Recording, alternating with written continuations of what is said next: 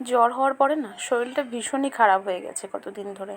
মানে কি বলবো, কদিন তো জ্বরে ভীষণ ভুগেছি, আর এখন যদিও জ্বরটা কমে গেছে তো শরীরে কিছুই ভালো লাগছে না, মানে কোনো কিছুই করতে ইচ্ছা করছে না, ভীষণ কষ্ট হচ্ছে, মানে ভালোই লাগছে না কিছু।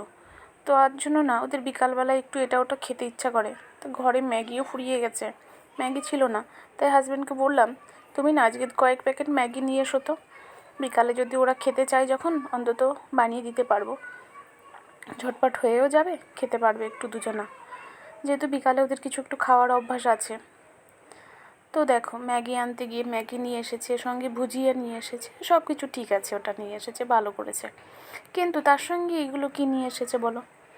এটা তো দেখে আমার পুরো মাথাটা গরম হয়ে গেছে, মানে আমার ভীষণ রাগ উঠে গেছে, এত শরীর খারাপ লাগছে। তারপরে আবার এগুলো, মানে বাচ্চাদের আবদার মেটাতে মেটাতে একদম পাগল হয়ে যাব।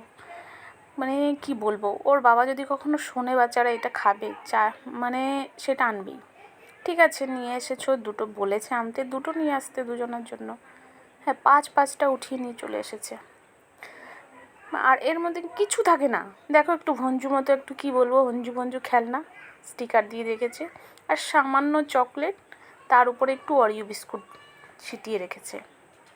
এর থেকে যদি 5টা ডেরি মিল্ক নিয়ে আসতো সেটাও মনে হয় খেয়ে একটু শান্তি পেত। এর মধ্যে কিচ্ছু নাই, শুধু একটা বাক্স দিয়ে রেখেছে, দামটাও 50 টাকা একটা। এই দেখো কিছুই নেই এর মধ্যে, কিন্তু অরিও বিস্কুট আর সামান্য একটু চকলেট। মানে কি বলবো, এমনিতে তো বাড়ির বাইরে গেলে কখনো খালি হাতে আসে না, কিছু না কিছু নিয়ে আসবেই। আর এখনও তাই, মানে কিছু আনতে পাঠালেও না আমার আর ভালো, মানে ওকে আনতে বলতে ইচ্ছা করে না আমার। আমি জানি যখনই বলবো বাচ্চারা কানে কানে গিয়ে বলবে পাপা এটা নিয়ে এসো, ঠিক ওটা নিয়ে চলে আসবে।